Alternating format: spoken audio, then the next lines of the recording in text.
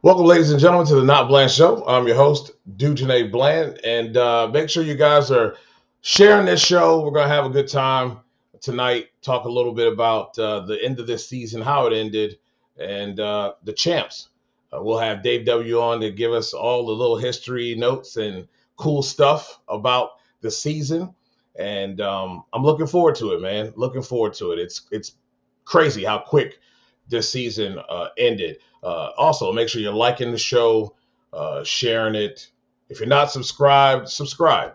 That way, and hit the bell. Make sure you hit that bell so you know when we go live, because we're going to continue to go live this season as we get into football season. Uh, we'll start talking a little basketball. Won't be until like February, but we're going to talk that. But we got a lot of the NFL season and college football season left, and playoffs and all that good stuff. So we got a couple shows left within the 2025 season, and we're gonna rock out until it's over for the year. Well, ladies and gentlemen, you already know Drag Race Bracket Bonanza. We will be sharing things about all the winners and some history that has been made for the year within Drag Race Bracket Bonanza as well. We all did and set our brackets. I will show you what mine looked like, and it didn't happen. But hey, man, it's been a good season, and if you haven't signed up yet, you can still do that and get ready for next year. And after we pay these bills, we'll have Dave W on, and we'll dive right on in. Drag racing fans, check out Drag Race Bracket Bonanza. It's the free, family-friendly fantasy bracket game. Now, after final qualifying at every national event, you can fill out your bracket for all the pro classes. It's free, easy to click on your picks. If you need some help, just hit the randomizer button to fill in the blanks. It's for fun, stay engaged, and pick your winners today.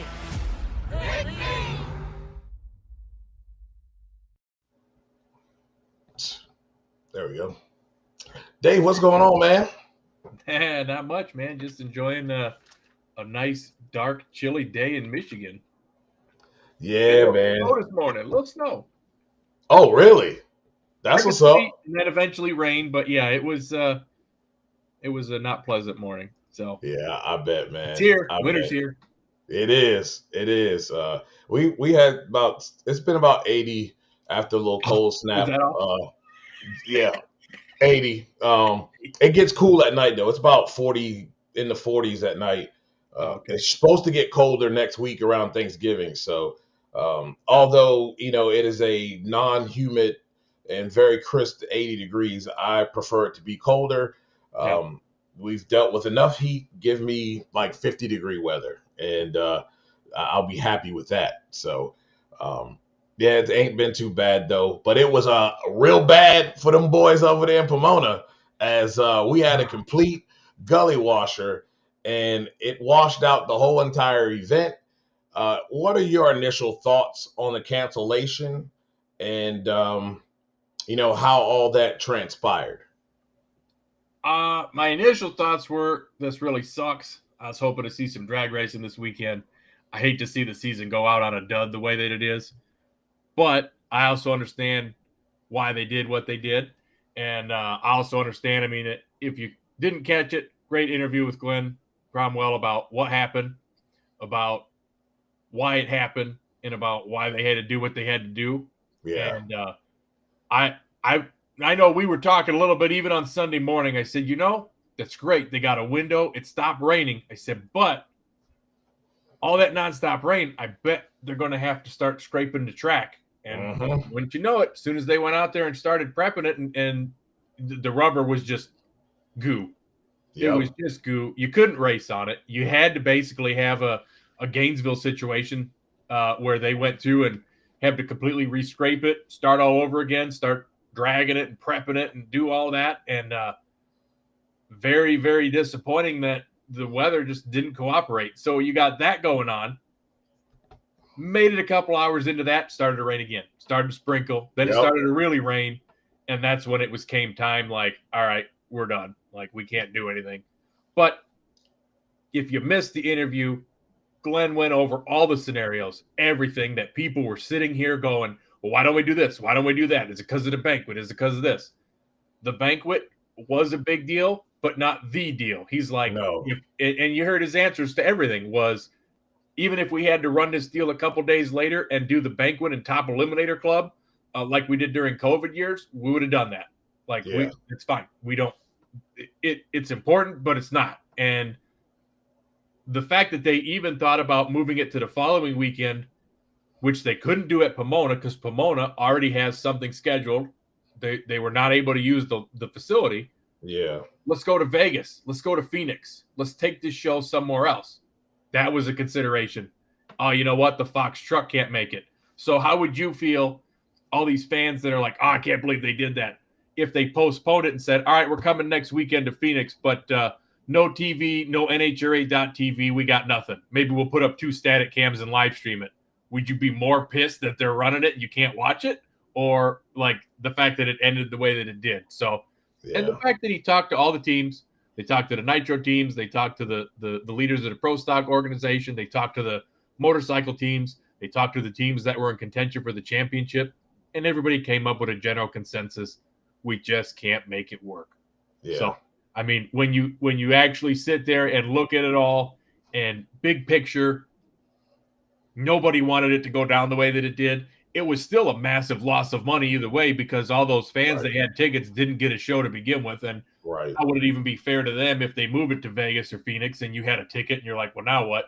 So all those fans can use them next year at face value to come into the Winter Nationals or the finals next year. I mean, they came up with the best possible solutions and outcomes that they could have, given the situation. So initial reaction was, yeah, it sucked.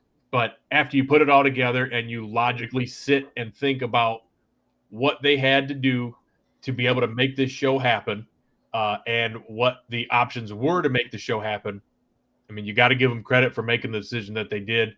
And the only thing that Glenn said was they could have been a little more transparent with the fans about what their potential outcomes and options could have been, as opposed to just last-minute announcements. But, you know, he had every intention of getting the race in, and it just didn't happen.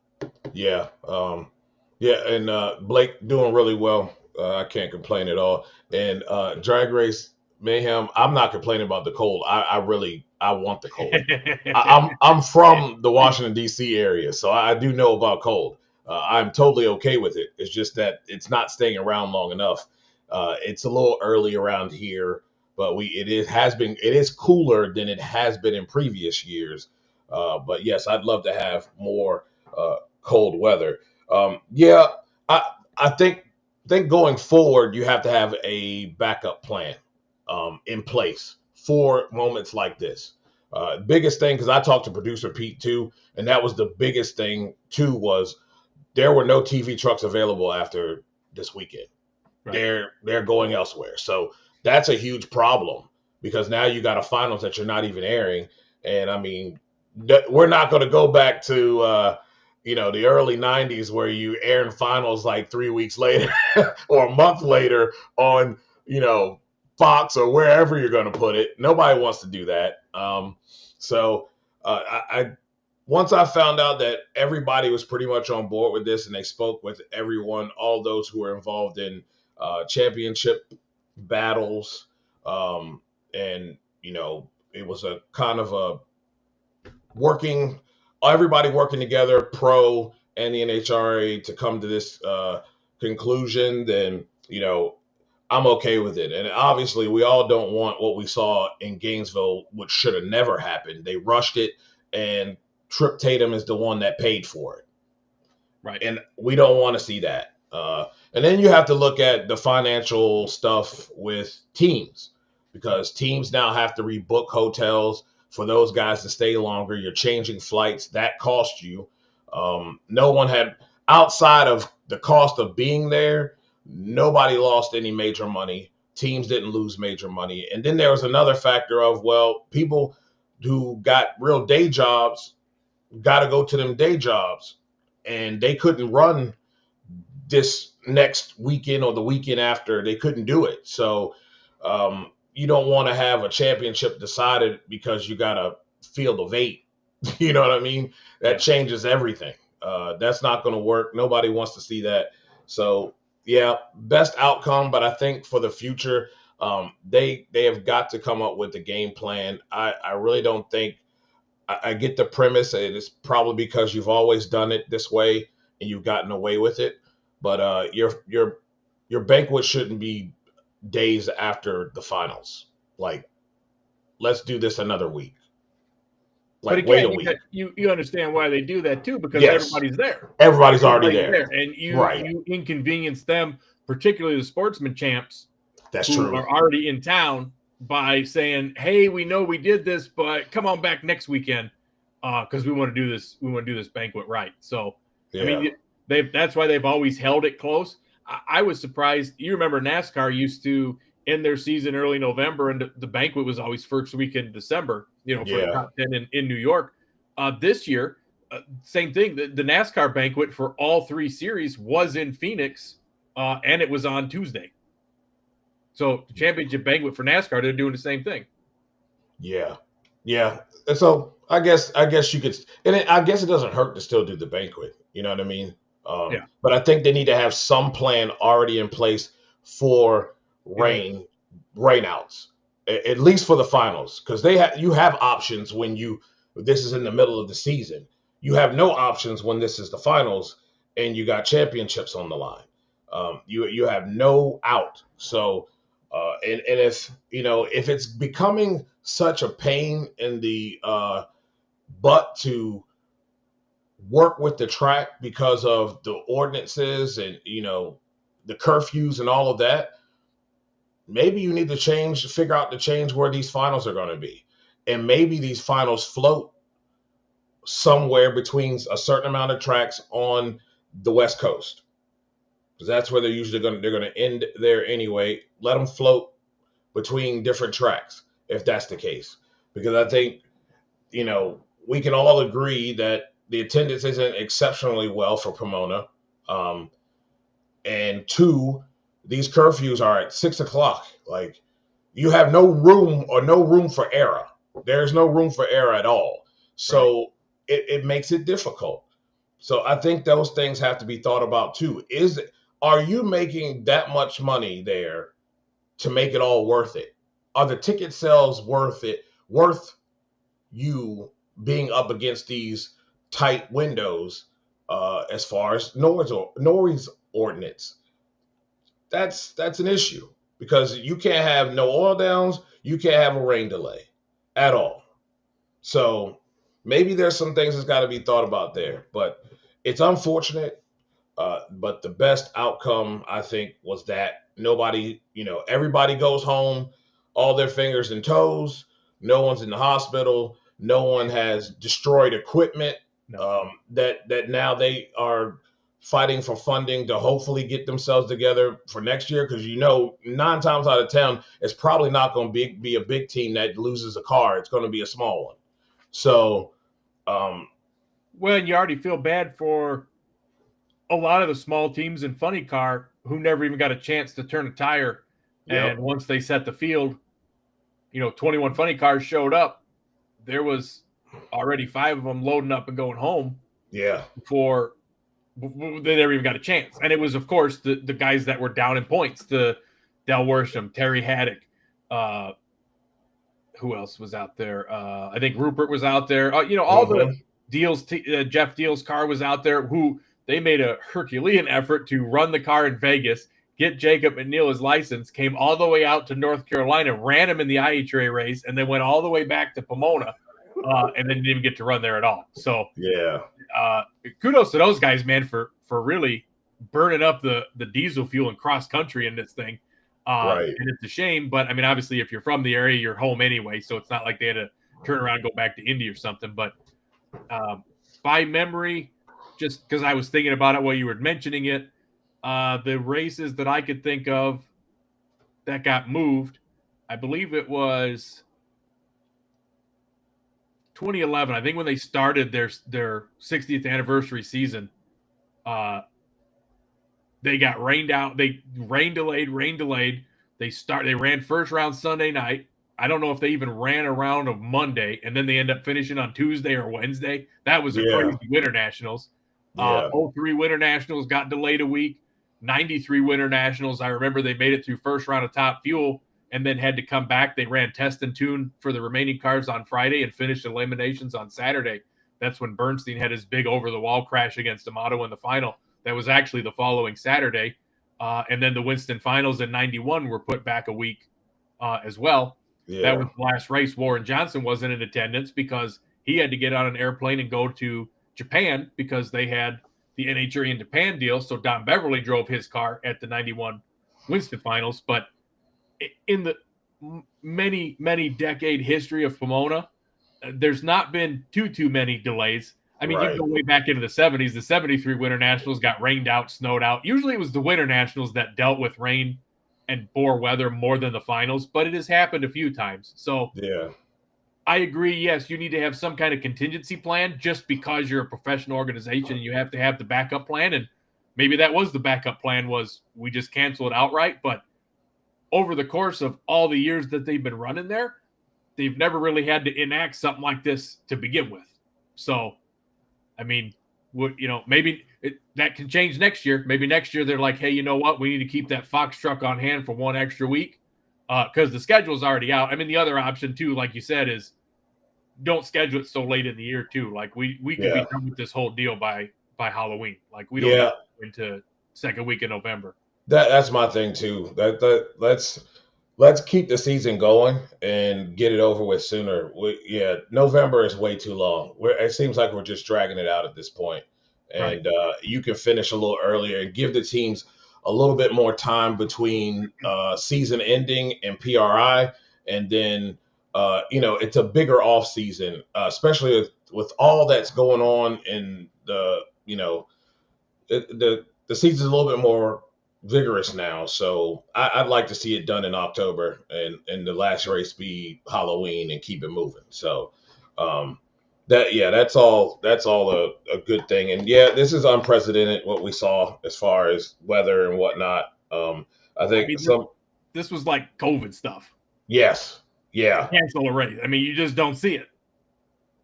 Yeah. You really don't see this in Pomona like this.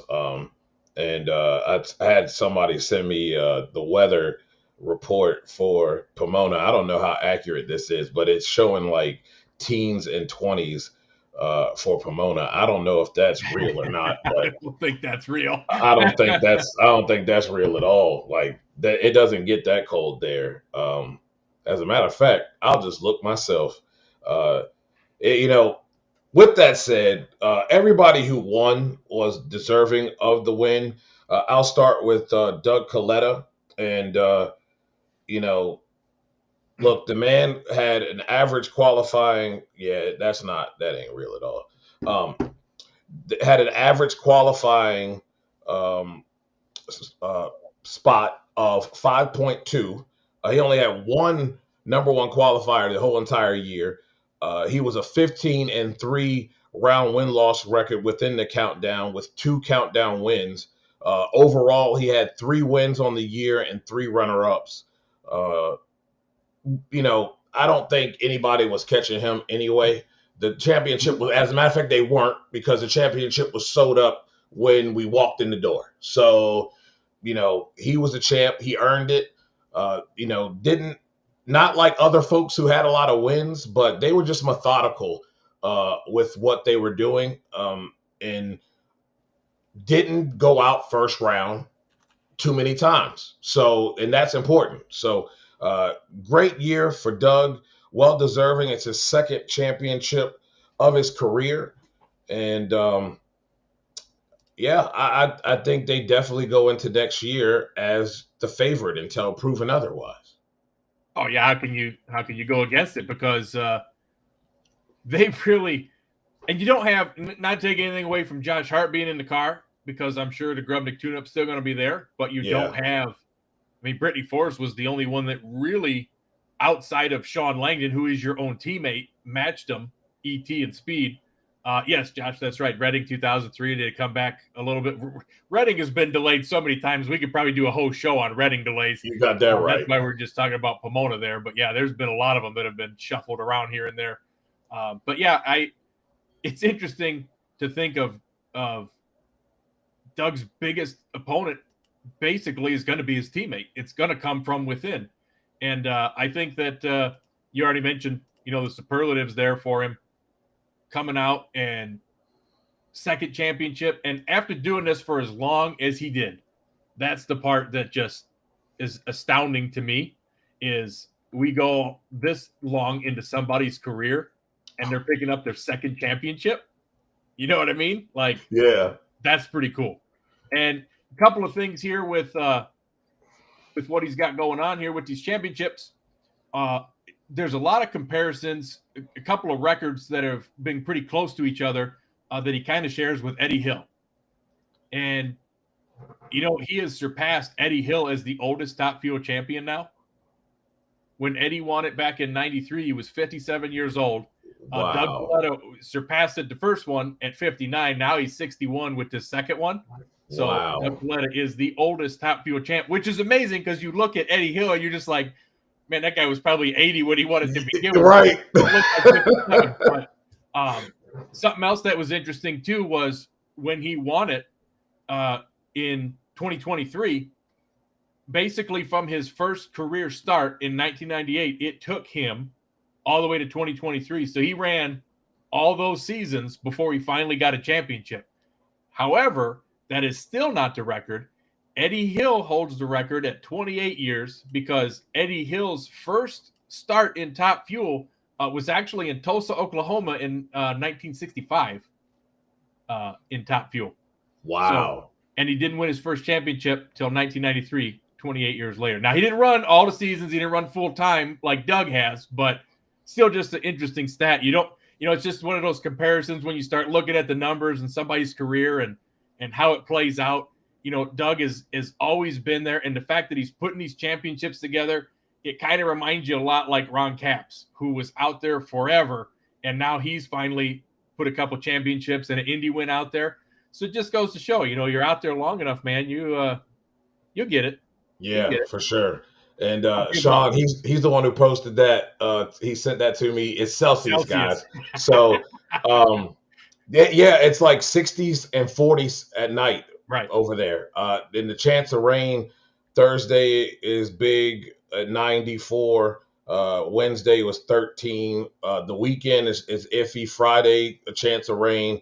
So, I mean, they were kind of in a bind anyway. And it's funny. He says, they deal with that over there. And, it either happens on that day or it's scheduled or it not at all.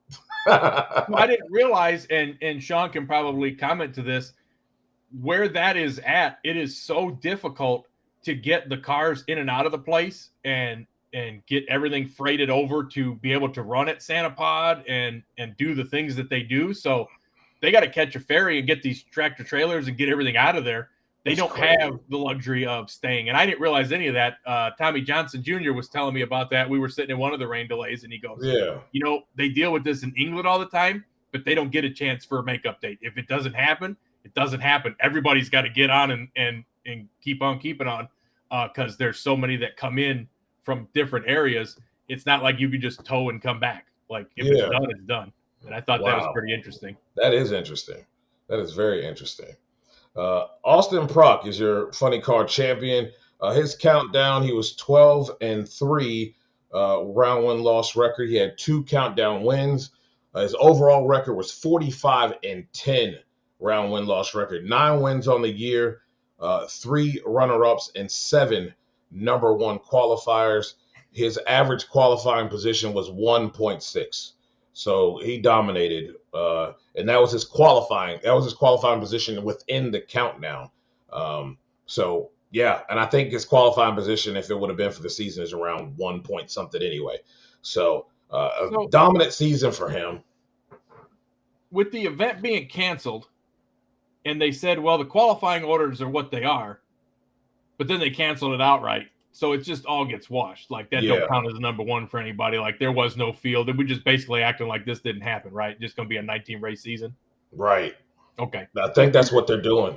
They're just striking all that from the records. Like, hey, this never even happened. It is not on the statistics. It's just Las Vegas and that's it. Yeah, that's what I thought. And I mean, Doug Coletta, same thing. Like you mentioned his qualifying stuff.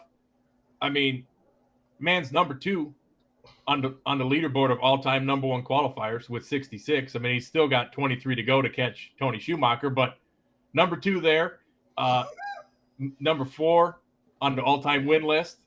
And when it comes to setting low ET and top speed, number 2 and number 3 on those lists too. Wow. So I mean, the guy's had a Hall of Fame career, and he just continues to rack up the numbers. Yeah, and it's amazing to see how this team has come together, because you know just as well as I do, when we used to do this little show called Inside the NHRA, and we'd have Dugenet on, he'd be like, man, they got the Alan Johnson syndrome. There they go, blitzing the tires again, giving it to Ron August, giving it to this guy's going around. It's like, what are they doing? And well, they got it figured out. Got it figured out. Finally got it figured out. And you know, they don't like to talk about it, but Austin had that issue earlier this season too, coming out of the gates. Didn't hurt them too bad, but they had that issue this season. They don't want to admit that, but that's exactly what it was. Well, I don't know. I mean, I figured that they were just in test mode. They're like, you know what? We're going to be in the top 10. Let's get some stuff figured out and then crush them later, which they did. And it didn't help when they did. It didn't help. Gainesville was terrible for them though. So they didn't really. Yeah, Gainesville was. I think that was this year. Oh yeah, Gainesville was terrible. Yep. Yeah. And it kind of took them a while to get it back together once that rear end went. So yeah, it's pretty interesting how they just got it back together and they pretty much killed the field. Sean says that's correct, Dave. It's also down to the fact that the races and teams have got to get back to work. It's a hobby here in Europe, all done in spare time and holiday. That's interesting. That is very interesting. Like the good old days over there. Yeah, like the good old days. Yeah, man, it was fun.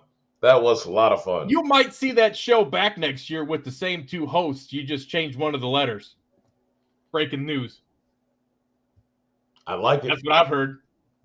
Just throwing that out there. Rumor mill. I like it. It could be better. I'd like to have it back.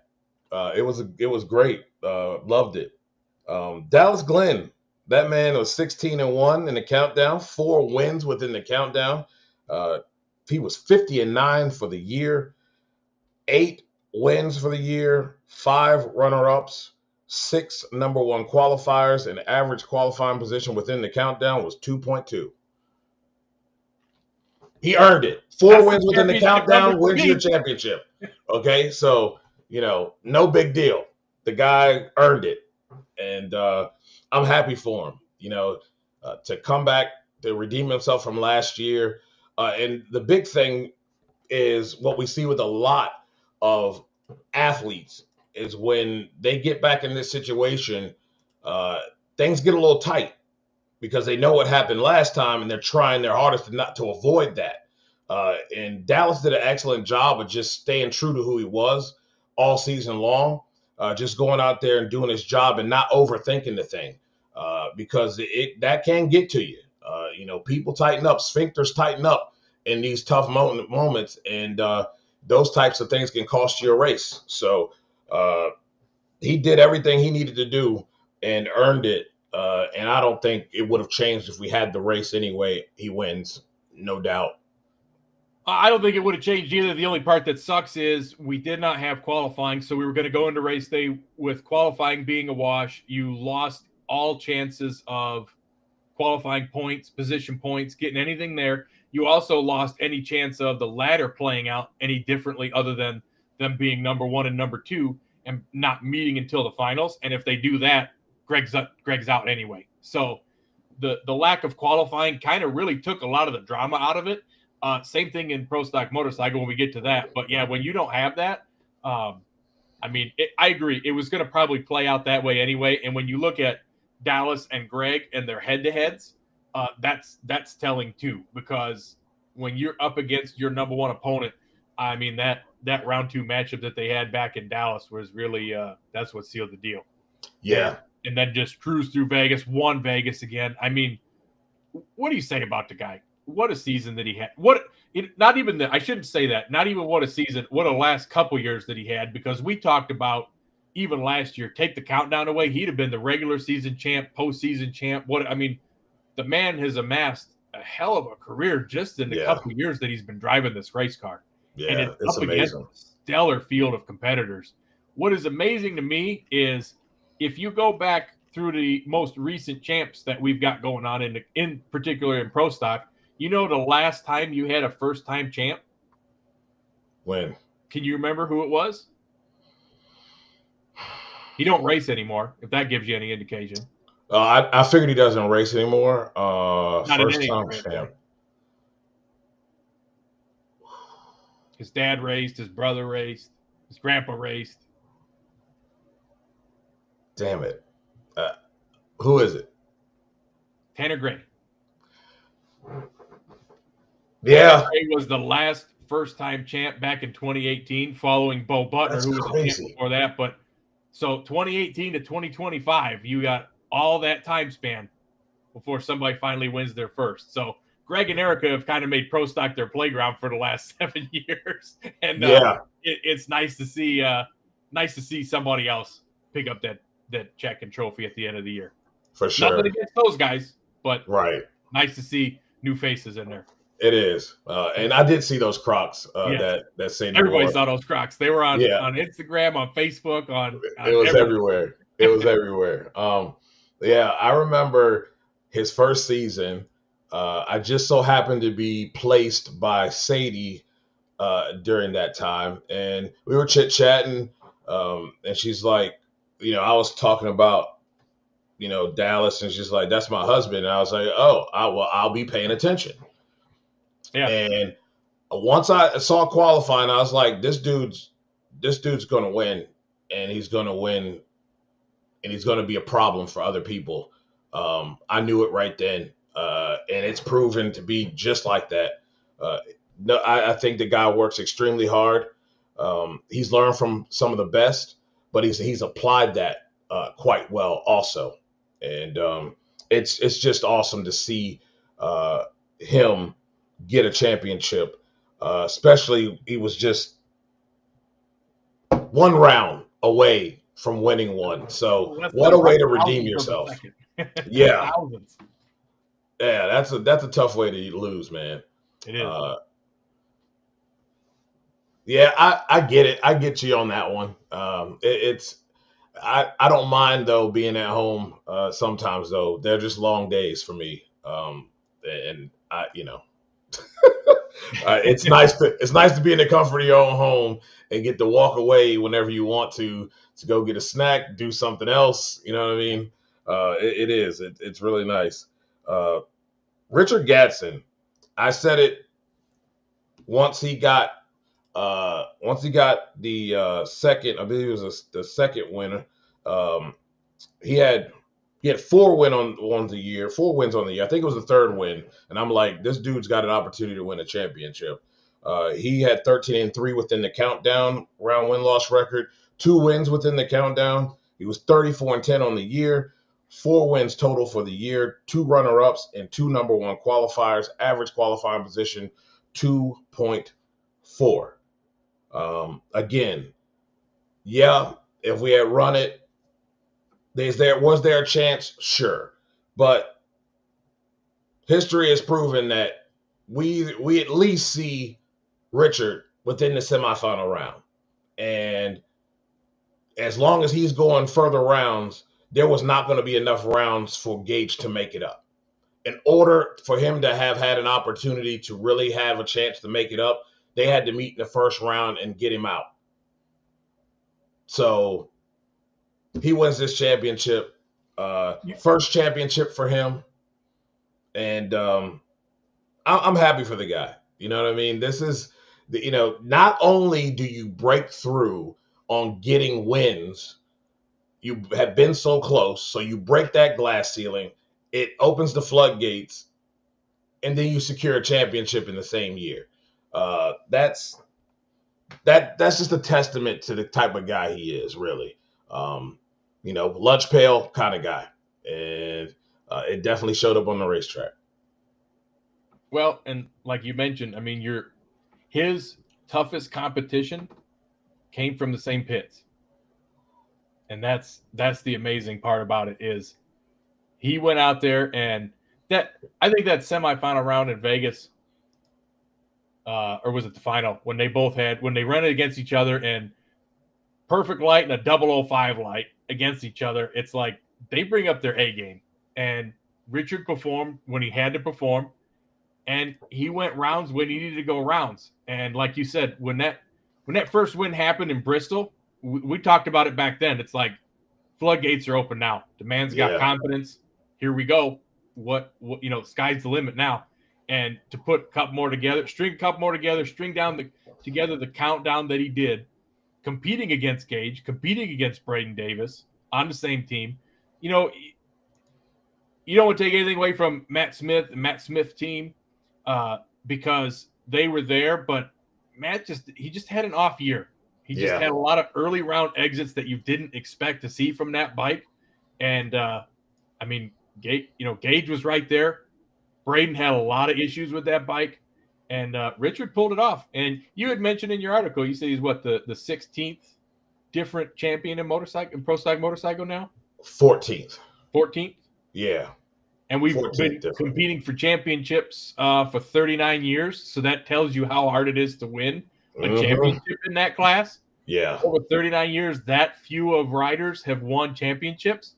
I mean, you are in elite company to be able to say, I won a championship in that category. And my name's on that list with Gage Herrera, Matt Smith, Andrew and Eddie, Jerry Savoy, and Gel. Yeah. Matt Hines, Dave Schultz, John Myers, John Mafar. I mean, the list is short. Gino Scali, like you said, there's not many of them that have actually won those. So my biggest question is, can he go back to back? That's going to be the question. That's going to be the one, because I want to see how that plays out. Yeah, I am very interested in that. Blake, no licenses. Basically, how I got to this point. Worked hard. I started my own show. I got found. I was found by the owner of Sports Journey and the founder of Sports Journey, Lake Lewis Jr. Talked to him for about. We talked for like 2 hours. It was like we knew each other or something. I signed my talent contract in 2012 and was able to take what I was doing and expound on it. We had a great editor, and Diane Cheeseborough helped me out. I was not a writer. I still say I'm not a writer, but I guess I am. I prefer talking like we're doing right now. Decided to do that. Did a lot of then Washington Redskins / Commanders stuff. Then I ventured out, was able to get a paid gig with About.com. I was covering the Saints at the time. I had no business being a content, producer and running a site, but was able to land that gig thanks to Lake. I wish they had stayed with the sports. They all of a sudden, right before training camp, they decided that they weren't going to do sports anymore. And my last check was very fat. If they had waited till the training camp started, that thing would have really taken off. So I've just been plugging away at it, man. And, you build a resume and people see that and they start taking you seriously. So, no degree in this thing. It's just hard work, dedication, and passion for the sport is how I got here. So 100%, that is all it takes, because I don't know nothing about nothing. Exactly. Every one of us, I was talking to Darren, talked to him, it was day before yesterday, Sunday. And I talked to him Saturday too, a little bit. And we were just talking about how all of us who were in that thread group that he started, we're all doing something within the sport. And really, I say I give him a lot of credit for, starting it. And I had to give myself a lot of credit for giving certain people a chance, like Lee. Wasn't sure about the guy in the beginning, but I'm glad that I took the time to get to know him. Yeah, and look at where we are now, man. We're just chopping away, making money within the sport. It's really cool to see. It's really cool to see. So, yeah, man, that's all it takes. Passion, hard work. That's it. That's it. Research what you love, put the info together, and one day you'll meet the right person. And when that happens, the doors are open. But Yep. if you put in the work and the effort and the dedication and you're prepared for it to happen, that's the best part, is then it can happen. So Yep. you are 100% correct on that. And yeah, it's amazing. I mean, Lee, with what he built with the Monday Morning Racer platform, it's streaming the Sega races, putting his own show together. Dujanay, you are just, I mean, I always loved when you come on the Inside the NHRA show. I was just happy to be a guest on there with Darren. And then when you come on there, I'm like, man, this is going to be a good show, because you are definitely not bland. And I'm glad that it spun off into this. And Darren just working his way and working for his hero and boss and John Force. Yeah. So it's really cool. You just got to keep plugging away at it, and you'll get there. And how I got in contact with Darren was he sent me a video and was like, look at it and tell me what you think. And I'm the kind of guy that I don't usually get upset that people contact me, because it was well known at the time that, I'm a sports reporter and, I'm within the sport. I had no problem with helping somebody, and I felt like I did that, and here we are. Off of one little video that he did, gave him some pointers. We started chatting it up, and was able to get his in. So also the Nitro Performance guy, same thing. Yep. Guy's a photographer. I just made a few, use my contacts and was like, hey man, guy's good at what he does, has his own show, does a good job with photography. And they were like, okay. So I'm happy to help people. That's just, I didn't get here. If somebody didn't help me, I would never be here. So yeah, I love it. Darren reached out to me for the exact opposite. He wasn't like, hey, check this out and tell me how good it was. It was, hey, I'm making this video. You got some footage? I'll send you those clips. I'll send you those clips. And then I see his video taking off and getting all these views, and I'm like, what? Oh, man. Hey, that's funny. That's funny. Yep. It's some good stuff, Darren, man. That's a good way to round it off with John Force Racing and Austin Prock back to back. Yes. Because he was there. Did he go to the banquet this year? Did you talk to him? Was he there? I have not talked to him since I know he went last year. I would assume he went this year, but I haven't talked to him since Sunday afternoon, almost Sunday night, really. Same. Yeah. So I haven't heard from him, but I'm sure he did go to the banquet. Yeah. And you know what? Everybody's like, Brittany, her season ended that way, but her season ended with a win in Vegas. So that's right. I'm cool. I'm sure she's cool with that, and I'm cool with it too. Hopefully, I'll take some time. Maybe she'll be interested. I have to close out. I started my young career, and she was one of my first solid interviews of somebody new. I interviewed her. It was in Gainesville. It was her first year, first time in the car, and I'd like to close out that way, at least until to be continued. Right. So hopefully I can lock that in and be able to do that as well. And talking about locking things in, we're going to go ahead before we look at the standings here. I'm going to show you what my bracket looked like. First, I tell you, I saw a lot of upsets coming here. And so what I did in Top Fuel, I saw Doug getting nipped at the end. And it was simply just because I figured track conditions would be kind of weird. And sometimes they're usually the ones that go up in smoke earlier within the run. It's usually not down track for them. It's usually within the first 60 feet, it's over for them. Brittany's is normally down track, sometimes around the 8th mile mark, but right around that time. So I had Brittany going all the way and closing out everything with a win. She had a pretty good. I thought Dan Mercier would clip Justin in an upset just because of track conditions. And I saw Tony.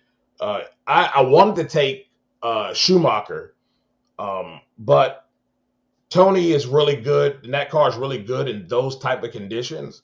And I figured he'd find his way to the final, and it was an easy path for him, really. So I had Brittany winning it. I had her and Tony within the finals. I got some questions, though. How come your top speed, does that say 330? You only thought they were going to go 330 miles an hour in top fuel? I never really posted this one. I just kind of went with the minimum. Okay. Because I wasn't sure. Do you put the decimal point to the hundredths place? I always put those in there. I think that's where the little points come from, or the tiebreakers come from. Right. Is closest to speed. Plus, I think you get an extra point if you get top speed and you match it. Right. Sometimes. So I didn't do it this year. I didn't do it on this one. Low. I'm like, man, you didn't have much faith in those guys. No, I did not. I was just concerned about the track conditions. I actually had, because of the conditions, I had Hunter Green beating Austin Prock in first round. Whoa!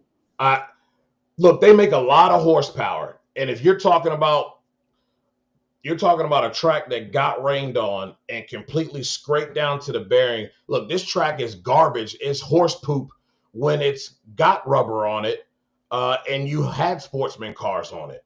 So imagine them scraping it down, no sportsman cars, and there ain't enough tires to drag that track to get enough on there for a car of Austin's caliper to hold up for an entire 1,000 feet. So I'm like, lesser horsepower car gets the dub. Sorry, Cruz, not consistent enough this year.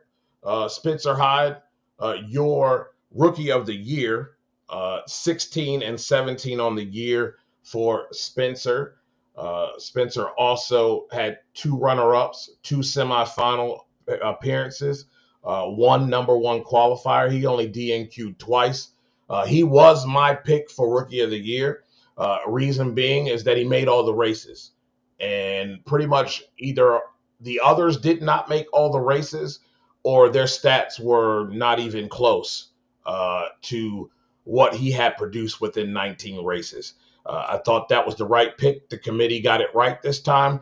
You screwed the pooch last time, and you kind of made the rookie of the year a little bit disrespectful by doing what you did last year. And you know what you did, okay? No, I think we could all agree that was the right choice for rookie of the year this season. That was the obvious choice. Yes. I had Spencer going all the way to the final. The car's been consistent all year, and I think if anybody knows how to navigate something that tricky, it's got to be Jim Head. And he's got the right guy in the car to navigate it. That's why I saw Daniel Wilkerson getting as far as he did. Caps hasn't done well in bad conditions. And we all know Alexis hasn't done that great as far as having consistency with the car a lot this season. And that was not going to help that team at all. It was a toss-up between Matt Hagan and Bob Tasker. I had Bob Tasker taking out Chad Green. They had kind of found some consistency here in the late of the countdown and late of the season. But I thought Matt really had an opportunity to kind of take himself at least to the second round. I probably could have taken him because his car also isn't making the same type of big time horsepower that Austin Prock is making, and really kind of plays good into that. But I thought Tasker had a little bit more of an edge and likely would have gotten that. Paul Lee, same thing. I had Buddy Hall. And again, horsepower. Yeah. They don't make that much. And Jim Dunn ain't that thing is probably going to run about a 510 to about 520 or 410 to a 425, more like 425 probably to a 430. And he's going to try to run a big number. They're probably going to go up and smoke in 60 feet. And Buddy might not make it the full 1,000 feet, but he's going to coast right through and get the dub. But he's not going to get past Paul Lee. So I had Tasca and Spencer Hyde. I had Bob Tasca winning the thing in funny car. I had Richard Gatson winning this thing. I thought Matt was trying to find his way to the final. This was I kind of finish out the season with the bang. Richard had an easy path. I had Angie passing up. She's been really consistent. But in pressure moments, she turns on the red bulb. So, or is late. It's one or the other. But I had Richard more consistent going there and winning the thing. I felt like Gage could get clipped by Chase Van Sant. Chase Van Sant loves this track. And I had him getting at least to the semifinal, and then Matt Smith taking him out. But I thought Richard would have the better bike there. And Do you I think had Richard. Whole Shot would take out Gage? Yes. Yeah.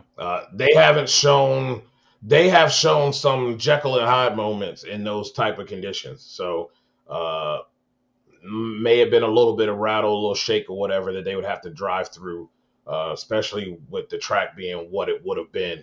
At least what my thought process was. I had Dallas going all the way and winning the thing. It was going to be Dallas and Greg at the end of the day.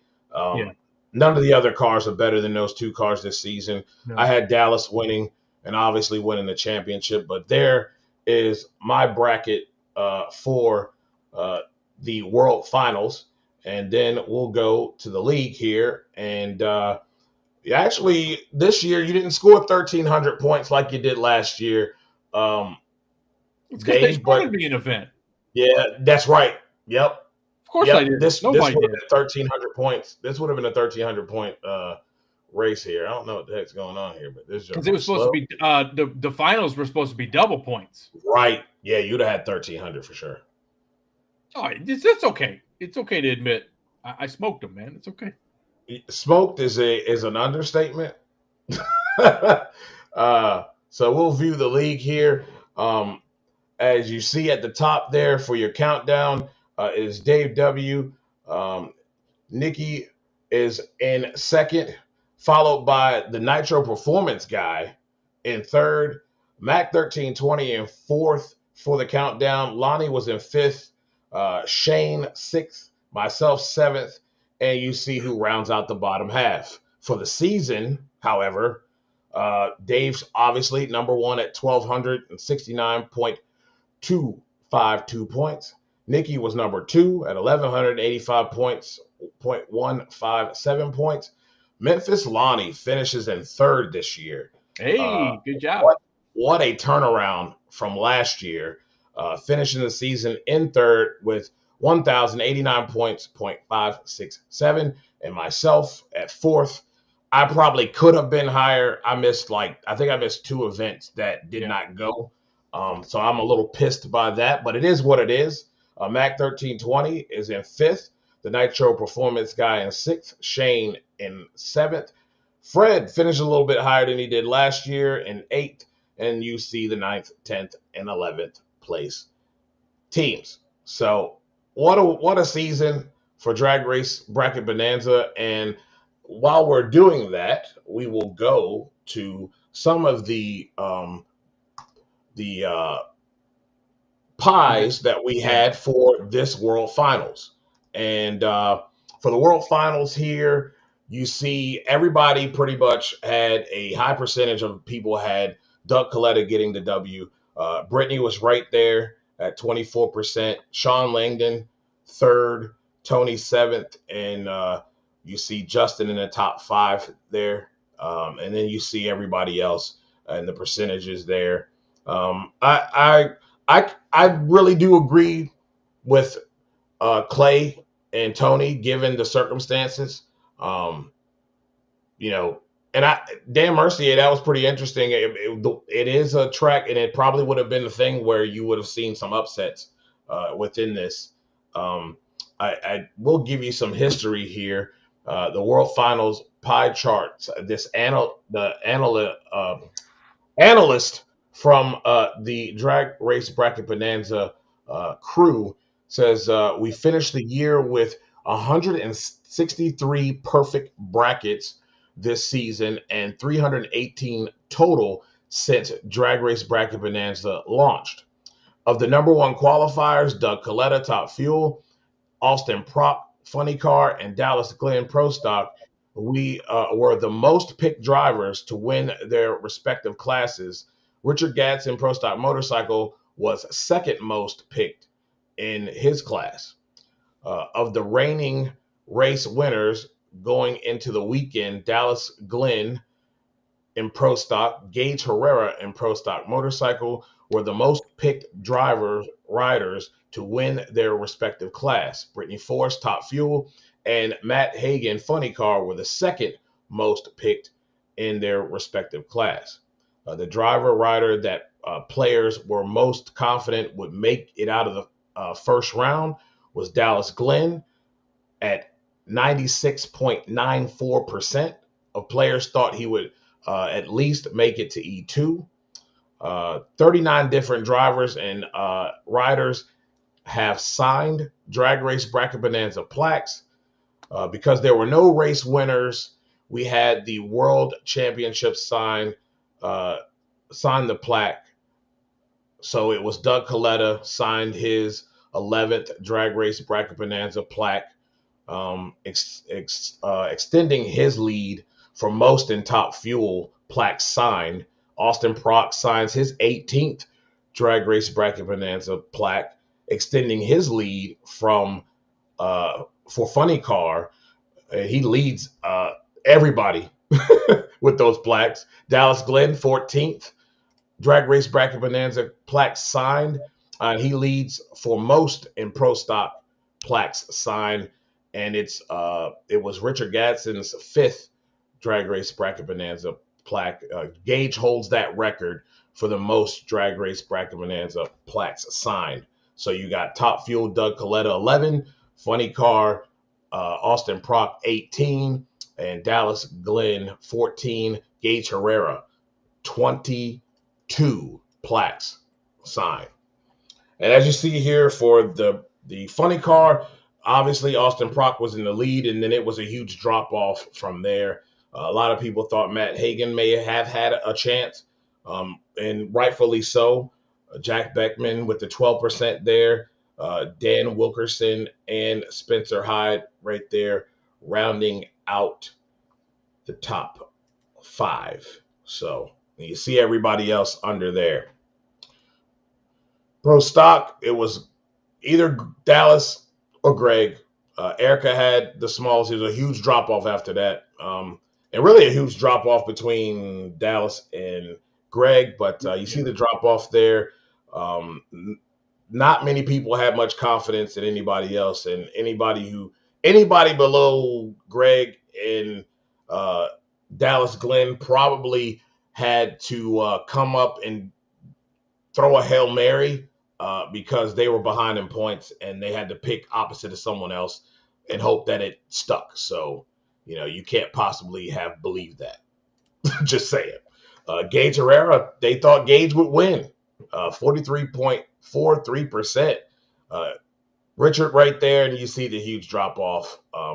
The only one I'll give any respect to is Matt Smith, just because of his championship prowess. Everybody else, like I said, you had to throw a Hail Mary. And here is your Rookie of the Year, Spencer Hyde, with his acceptance there, and the picture with the trophy.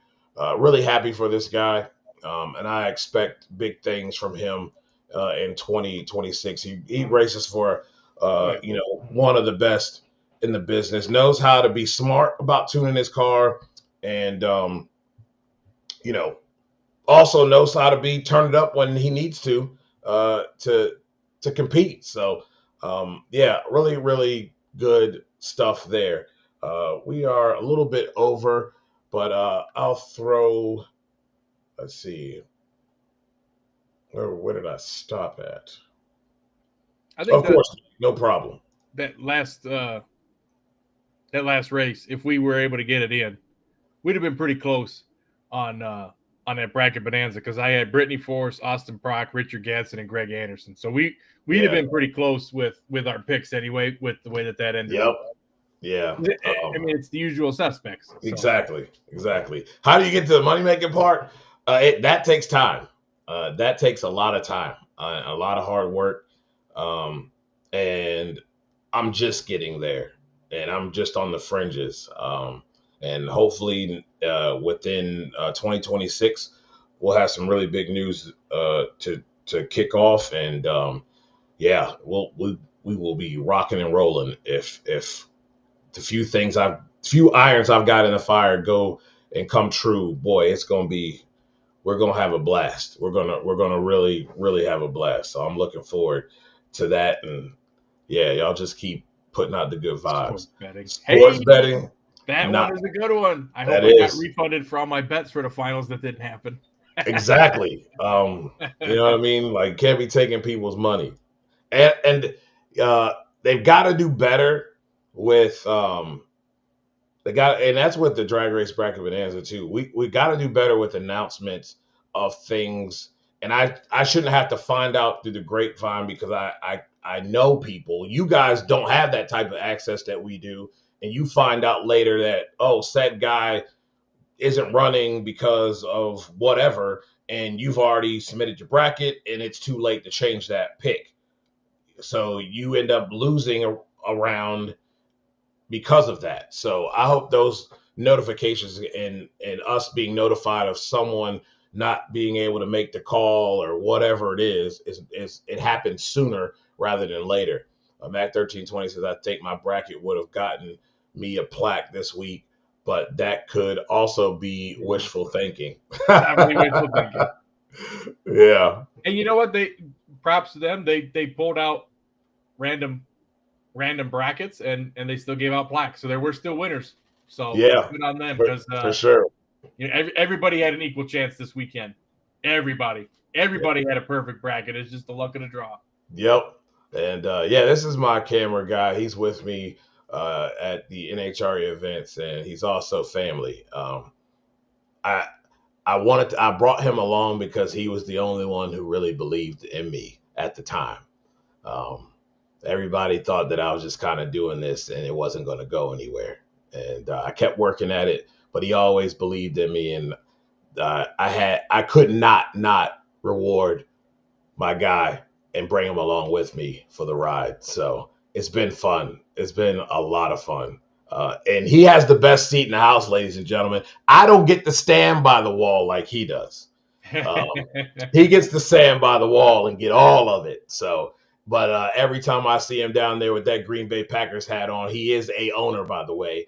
I smile because it just makes me feel good that family is with me, and he gets to experience this thing like 100%, all of it.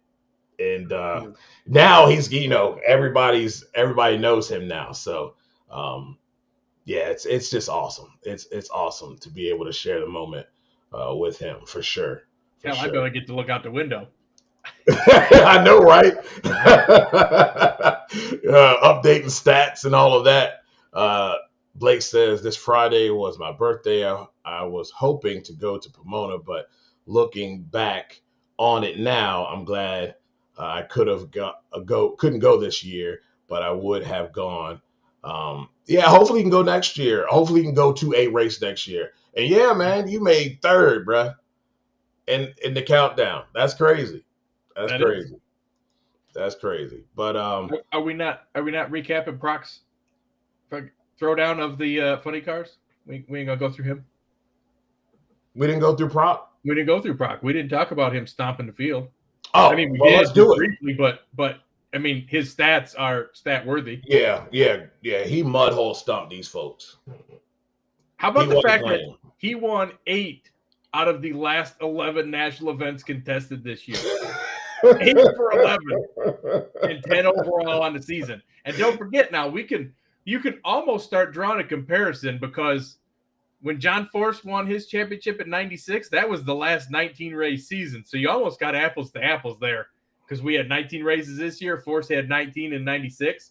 It was the last time Funny Cars got a 19 race season going on. So that's some pretty impressive stuff for what Proc has pulled off in the last couple of years. Yeah, it is. It's a very impressive, and I don't see how this is going to stop by any means at all. Um, I really don't see how this is going to stop. They have a very good group, and nothing like doing it with family. But his daddy ain't no joke, and you know, and don't give AP a reason. You know what I mean? Folks just need to like what you need to be doing is like buying him cakes and inviting him over and paying him to be your chef. And y'all need to be friends with this dude and keep him happy, because the second the switch flips, it's over. It's over. And don't let him make a mistake. Don't let him make a mistake and then lose because he made a mistake. He turn out the lights, y'all pack it up, go home. Unless they have an issue with the car, he is dog walking everybody he lines up against. He is the definition of tenacity, and I don't see this thing stopping at all. Well, interesting that you say that and that you don't see it stopping, because now he's gone back to back, right? Got 2 in a row. Who's the last one to win 3 in a row? John Force. John Force? How far back you got to go for that to have happened? It'd have to be in this heyday run somewhere in the 80s. It's definitely not in the 90s. No, it was right at the end of 02, right before Tony took it in 03. That was the last time. That's right. He did have like a little resurgence. At the end of his 10 in a row run, yeah, we have not had a 3 in a row champ since then. That's crazy. And it's possible. Crazy is you start looking at some of these championships. Proc's gone back to back. Hagen won it in 23 and 21, or 20, sorry. And Caps was the 2 in between. So it seems like they've been coming in pairs lately, either in a row or around each other. Height won it in 19 and then 17. And then you had J.R. Todd and Worsham, which was technically both the DHL car, winning it in 18 and 15. And then you had Caps' lone championship in there in 16. But for the most part, they've been kind of doubling up a little bit here and there. You had a couple of back-to-backs at best, but no 3 in a row. So they have got a tall task ahead of them. And if they pull that off next year, yeah, I'm going to say if that team stays together in funny car for the next decade or so, some of John's records can be never going to be broken, but they might get pretty close. Yeah, they might get pretty close. And in 24 hours, I don't know what you're talking about. I'm sorry. You're going to have to be a little bit more specific. So anyway, Yeah.